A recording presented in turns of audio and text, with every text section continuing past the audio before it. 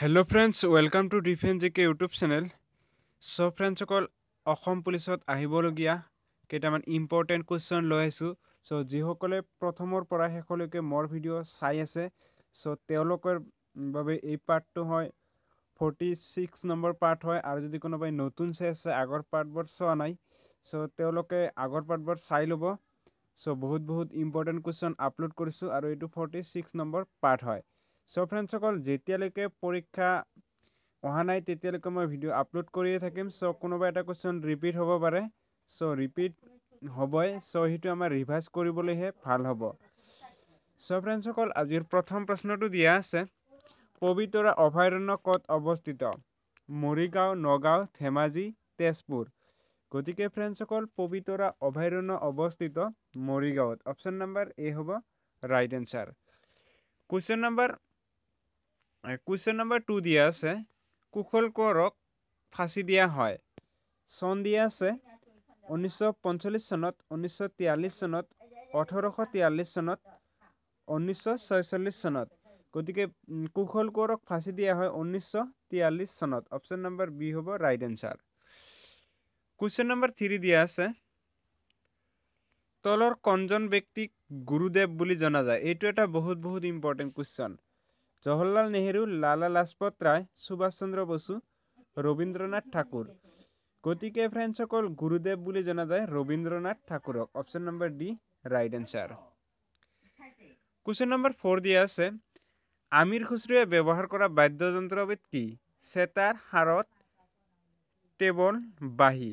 গতিকে আমিৰ খুশ্ৰুৱে ব্যৱহাৰ কৰা বাদ্যযন্ত্ৰবিধ আছিলে চেতাৰ। অপশ্যন নম্বৰ এ হ'ব ৰাইট এনচাৰ। কুৱেশ্যন নম্বৰ 5 চাওঁ। কুৱেশ্যন নম্বৰ 5 দিয়া আছে, আৰ্যসকলৰ আটাইতকৈ মূল্যৱান জন্তু কি আছিল? গৰু, ঘোঁৰা, গাড়ী, উট। গতিকে ফ্ৰেণ্ডসকল, আৰ্যসকলৰ আটাইতকৈ মূল্যৱান জন্তু আছিলে গৰু। অপশ্যন নম্বৰ এ হ'ব ৰাইট এনচাৰ। কুৱেশ্যন নম্বৰ 6 দিয়া আছে, শৰাইঘাটৰ যুদ্ধৰ সময়ত মোগল সম্ৰাট কোন আছিল? বাবৰ, ঔৰংগজেব, জাহাংগীৰ, আকবৰ। গতিকে ফ্ৰেণ্ডসকল, তেতিয়া মোগল সম্ৰাট আছিলে ঔৰংগজেব। অপশ্যন নম্বৰ বি হ'ব ৰাইট এনচাৰ।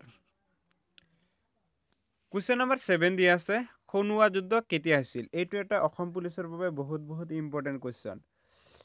1610 চনত, 1530 চনত, 1526 চনত, 1703 চনত।